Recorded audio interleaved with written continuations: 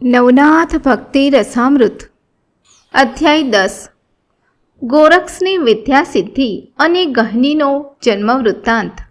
વક્રતુંડ મહાકાય સૂર્યકોટી સમપ્રભ નિર્વિઘ્નમ કુરુ મે દેવ સર્વકાર્યેષુ સર્વદા. શ્રી ગણેશાય નમઃ. હરિ ઓમ નમઃ શિવાય. કનકગિરી ગામમાં ગુરુ મત્સ્યેન્દ્રનાથે શિષ્ય ગોરક્ષને પોતાની બધી વિદ્યા કળા શીખવી. તે વિશે ભવિષ્યોત્તર પુરાણનો ઉલ્લેખ હવે આગળ જુઓ. બ્રહ્મ વિદ્યા, રસાયણશાસ્ત્ર, વેદશાસ્ત્ર, જલ તરણ જ્યોતિષ અને કોકશાસ્ત્ર, વળી અશ્વારોહણ અને કાવ્ય નાટ્ય છંદશાસ્ત્ર તેમજ સંગીત અને ધનુર્વિદ્યા પણ મત્સ્યેન્દ્રનાથે શીખવી. તે ઉપરાંત બ્રહ્મ વિશ્વ, અદ્વૈતવાદ અને ચતુર્દશ વિદ્યામાં પણ પારંગતતા આપી. વળી કફ, વાત, પિત્તહારી વિદ્યા અને ધાતુ નિર્માણનો કિમ્યો પણ શીખવ્યો. સાથે સાથે નવરસયુક્ત કવિત્વ જ્ઞાન તેમજ શુદ્ધ સુક્ત ઋચા, છંદોચ્ચારણ અને ચતુર્વેદ સાથે જ્યોતિષ વિદ્યામાં પણ નિપુણતા અર્પી. વળી વ્યાકરણ, મીમાંસા, સારસ્વત કોશ અને કૌમુદી, રઘુવંશ, હરિવંશ તેમજ કિરાટ પણ શીખવ્યા. શટશાસ્ત્ર અને વિવિધ પ્રકારની અસ્ત્ર વિદ્યામાં પણ ગોરક્ષ પારંગત થયા. વાયુ, મેઘોર્મી, કામ, અચલાશાસ્ત્ર, ગરુડ, નાગ, સ્પર્શાસ્ત્ર, વજ્ર વિભક્તાસ્ત્ર, વિરક્ત, દાનવ, કાલ, રુદ્ર અને બ્રહ્માસ્ત્ર તેમજ વાતાકર્ષણ અને કાર્તિક મહાસ્ત્ર એવા વિવિધ પ્રકારના અસ્ત્રો અને સંજીવની ઉપરાંત પોતાની સાબરી મંત્ર કવિત્વ વિદ્યા પણ વરદાન રૂપે અર્પણ કરી. વળી મત્સ્યેન્દ્રનાથે બાબર, જોટિંગ, વેતાળ, મહમદ, કાલિકા, નરસિંહ, મહિષાસુર, કુર્મદ, અશ્વિની કુમાર, ઇન્દ્ર, વરુણ, અનેક સિદ્ધ અને રુદ્રગણ પણ વરદાન માટે બોલાવ્યા. મુંડા, ચામુંડા, શંખિની, ડંખિની તેમજ કુંડા, રંડા, ભલાંડા, યક્ષિણી અને અષ્ટભૈરવ, અષ્ટસિદ્ધિ વગેરે પણ આવ્યા. તે ઉપરાંત 7 પ્રકારના જળ દેવતાઓ અને કુમારી, નંદા, ધનદા, બાલા, લક્ષ્મી, પ્રાજ્ઞા, વિમલા તેમજ મંગલા વગેરે શ્રેષ્ઠ દેવી દેવતાઓ પણ વરદાન દેવા માટે આવ્યા. શિવ, ગણેશાર્ક તેમજ રામ અને મારુતિ વગેરેએ વર બક્ષીને કહ્યું કે હે મત્સ્યેન્દ્રનાથ, તમારા શિષ્ય ગોરક્ષ પાસે તપ અનુષ્ઠાન કરાવો, ત્યાં સુધી ફલ પ્રાપ્તિ શક્ય નથી. વરદાન આપીને બધા દેવી દેવતાઓ સ્વસ્થાને પાછા ગયા. હવે ગુરુ અને શિષ્ય માત્ર 2 જ રહ્યા. અભ્યાસ કરતા કરતા એક દિવસ ગોરક્ષ સંજીવની મંત્ર ભણતા હતા ત્યારે એક અદ્ભુત ઘટના ઘટી. મત્સ્યેન્દ્રનાથ ત્યાં હાજર ન હતા. ગોરક્ષ એકાંતમાં બેસી સંજીવની મંત્રનો મુખ પાઠ કરી રહ્યા હતા. ગામના બાળકો નજીકમાં જ ચીખલ વૃક્ષની ડાળીઓ એકઠી કરી તેનું ગાડું બનાવી રમતા હતા. કરદમના લાકડામાંથી ગાડાની ધરી, ધૂસરી વગેરે બનાવી ગાડું વ્યવસ્થિત બનાવ્યું. પછી વિચાર કર્યો કે હવે ગાડું હાંકનાર સારથી હોય તો કેવું સારું. કરદમ કાષ્ટમાંથી સારથી આકારનું બાવલું બનાવવા બાળકો ગળમથલ કરવા લાગ્યા. પણ કેમે કરી બરાબર ઘાટ ઘડી શક્યા નહીં. એટલે બધા બાળકો પાસે બેઠેલા ગોરક્ષ કુમારને વિનંતી કરવા લાગ્યા, હે મુનિકુમાર, કૃપા કરી અમને મદદ કરો. અમે અમારા ગાડા માટે કરદમ કાષ્ટનો સારથી બનાવવા પ્રયત્ન કરીએ છીએ, પણ કંઈ જામતું નથી. તમે બાવલું કરી આપો ને, તમે અમારા વડીલ છો. આટલું અમારું કામ કરી આપો તો અમને રમવાની મજા પડે. બાળકોની કાલી ઘેલી વાણી સાંભળી ગોરક્ષ પ્રસન્ન થયા અને કહેવા લાગ્યા, લાવો મને કરદમનું લાકડું લાવી આપો. હું તમને બાવલું કરી આપીશ. ભવિષ્ય પુરાણમાં ભાખ્યા પ્રમાણે, પૂર્વાનુક્રમ પ્રમાણે આ ઘટના નિશ્ચિત ઘટવાની હતી જ. એટલે તે જ પ્રમાણે બધાને કુદરતી પ્રેરણા થઈ અને તેના અનુસંધાનમાં જ ગોરક્ષ નિમિત્તરૂપ બન્યા. આ તરફ બાળકોએ આણી આપેલા કરદમ વૃક્ષના લાકડામાંથી ગોરક્ષ કુમાર પૂતળું બનાવવા લાગ્યા.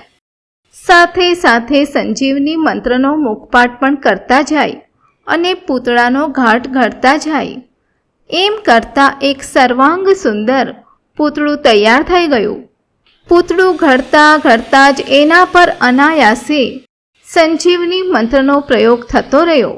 એને પ્રતાપે એમાં વિષ્ણુ વીર્યનો ઉપચાર સંયુક્ત થયો અને પંચ મહાભૂતનું આવર્તન થતાં જ પૂતળામાં કરભંજન નારાયણનો સંચાર થયો.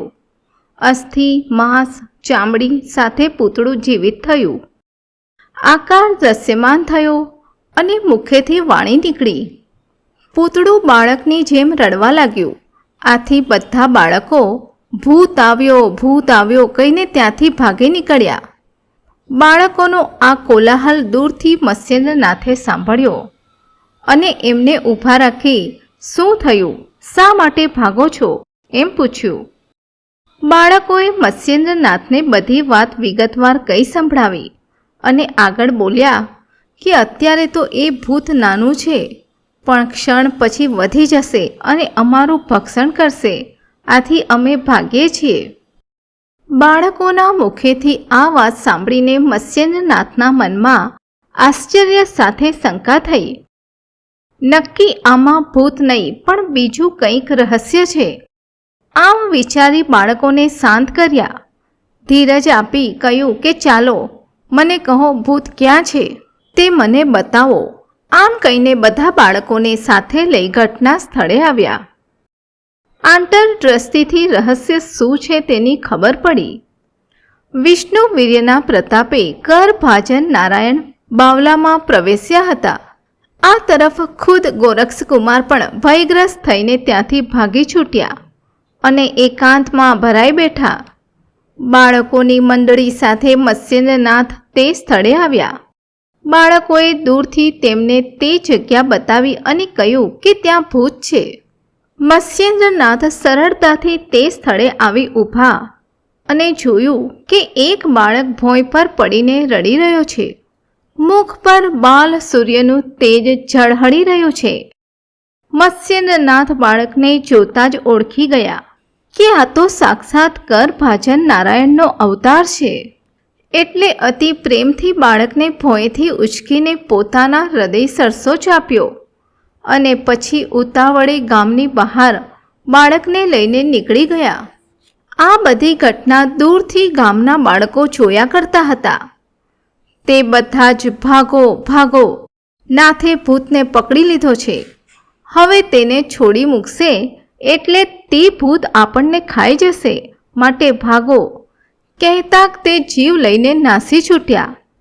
આ તરફ બાળકને લઈને મત્સ્યેન્દ્રનાથ ગોરક્ષની શોધમાં ગામમાં પાછા આવ્યા અને ઘરે ઘર ફરીને ગોરક્ષને હાંક મારવા લાગ્યા. જે ઘેર જઈને હાંક મારે તે ઘરનું બાળક ભયથી રડી ઉઠે અને પોતાની માને કહે, માં, જો પેલા નાથ પાસે છે તે ભૂત. આથી ઘરે ઘરના લોકો મત્સ્યેન્દ્રનાથને પૂછવા લાગ્યા, બાળકોને શાનો ભય બતાવો છો કે બધા આમ રડતા રડતા ભાગે છે? તમે ઘેર ઘેર કોનું બાળક લેવા માટે ફરો છો? મત્સ્યેન્દ્રનાથ બોલ્યા, અરે ભાઈ, ગોરક્ષને શોધું છું. આમ કહેતા આગળ વધ્યા અને જે ઘરમાં ગોરક્ષ સંતાયો હતો ત્યાં આવીને ઊભા રહ્યા. ગુરુદેવના બોલવાનો અવાજ સાંભળીને ગોરક્ષ ઘરની બહાર નીકળ્યા તો ત્યાં ગુરુદેવના હાથ પર બાળકને જોઈને પાછા ઓરડીમાં ભાગવા લાગ્યા.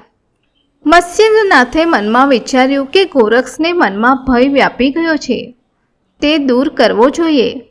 આથી એમણે બાળકને પોતાના વસ્ત્રથી ઢાંકીને ત્યાં જ સુવડાવ્યો અને ગોરક્ષને મળવા ઘરની અંદર ગયા. ગોરક્ષને છાતી સાથે ચાપીને ગુરુદેવ કહેવા લાગ્યા, હે વત્સ, તું નકામો ગભરાય છે. એ કંઈ ભૂત નથી, મનુષ્ય દેહ છે. કરભાજન નારાયણનો અવતાર છે. તું મને શાંત ચિત્તે એની ઉત્પત્તિની કથા કહે. ત્યારે સ્વસ્થ થઈને ગોરક્ષે કહ્યું, હે ગુરુદેવ, હું તો બાળકને રમતા રમતા પૂતળું બનાવી આપતો હતો. સંજીવની મંત્રનો જપ ચાલુ હતો. ત્યાં જ પૂતળામાં પ્રાણનો સંચાર થયો અને મને ભય લાગ્યો કે ભૂતનો પ્રવેશ થયો છે. મત્સ્યેન્દ્રનાથ બોલ્યા, હે વત્સ, ભયનું કંઈ કારણ નથી. આ તો તારા સંજીવની મંત્રની પરીક્ષા થઈ. એમાં તું પસાર થયો છે.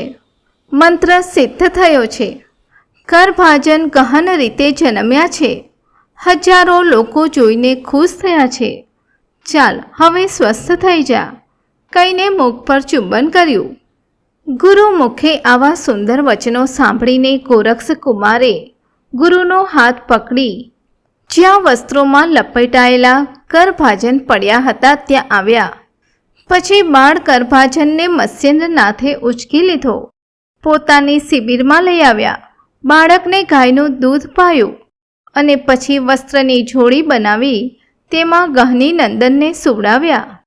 આ તરફ બધા ગ્રામજનો મત્સ્યેન્દ્રનાથની શિબિરમાં ભેગા થયા.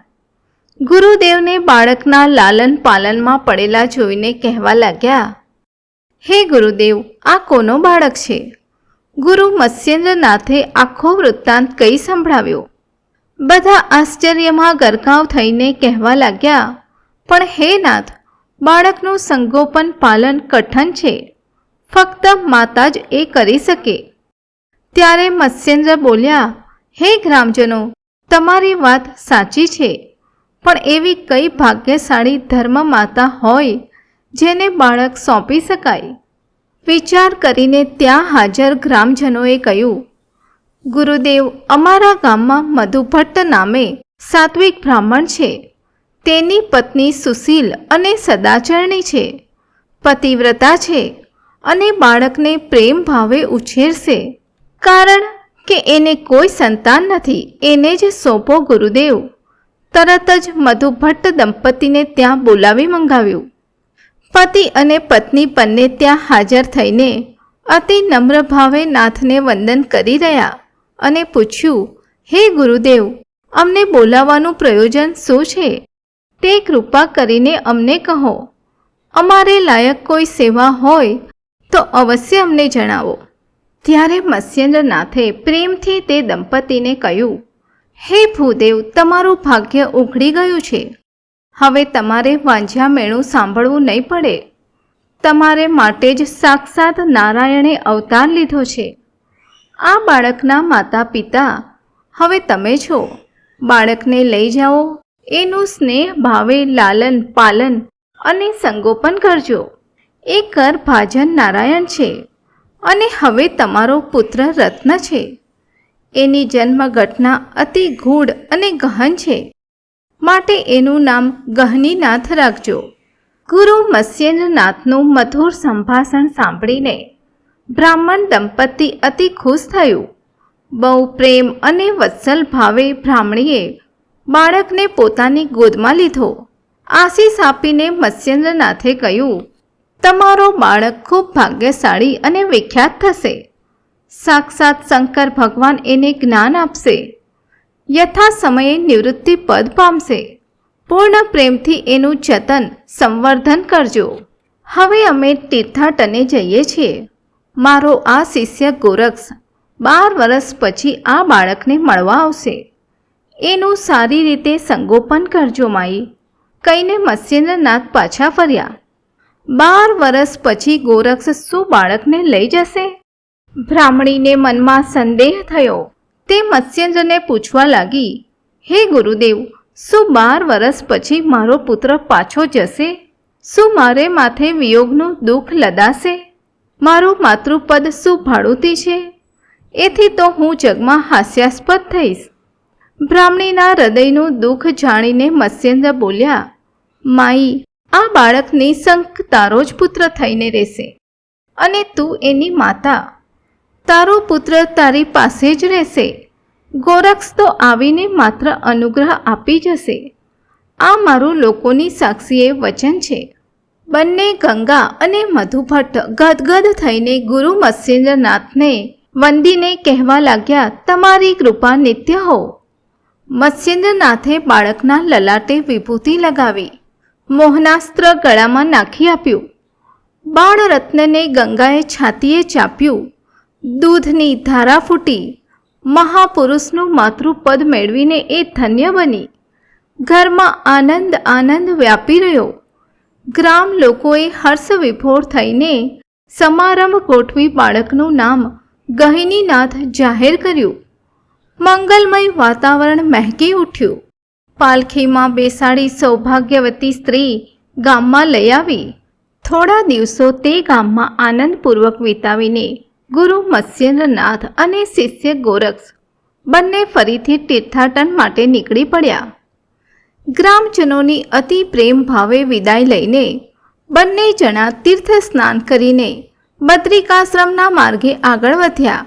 ગુરુ અને શિષ્ય સકળ ઘટના ચક્ર પર વિચાર કરતા વાતો કરતા આગળ વધી રહ્યા છે. રસ્તામાં ગુરુ મત્સ્યેન્દ્રનાથે શિષ્ય ગોરક્ષને વિદ્યા કળાની પરીક્ષા લીધી. પ્રસંગવશ કસોટીને એરણ પર તપાસતા દેવવાણી યાદ આવી. વિદ્યાર્થી પૂર્ણત્વ કદી મળતું નથી. એને માટે તો કઠોર તપ સાધનાની જરૂર છે. અપક્વ ફળથી રસની પ્રાપ્તિ થતી નથી. માટે ગોરક્ષ પાસે તપ કરાવવું જરૂરી છે. એને માટે બંને જણા બદ્રિકાશ્રમમાં આવ્યા. પછી ગોરક્ષને કૈલાસપતિ શંકરને સોંપી તપમાં પ્રવૃત્ત કરવા માટે ગુરુ અને શિષ્ય બંને જણાએ બદ્રી કેદારને વંદન કર્યા. નવનાથ ભક્તિ રસામૃત 10મો અધ્યાય સમાપ્ત. જે કોઈ ભાવિક નર નારી આ અધ્યાય ગાય, શીખે કે સાંભળે તેના પર ગુરુ મત્સ્યેન્દ્રનાથની કૃપા થશે અને વંધ્યાને પણ પુત્ર થશે. શ્રી ગહની જન્મકથા સાંભળીને પુત્ર લાભ મળે. શુભમ ભવતુ. અવધૂત ચિંતન શ્રી ગુરુદેવ દત્ત. સદગુરુદેવ કી જય. નવનાથ ચિંતન શ્રી ગુરુદેવ દત્ત.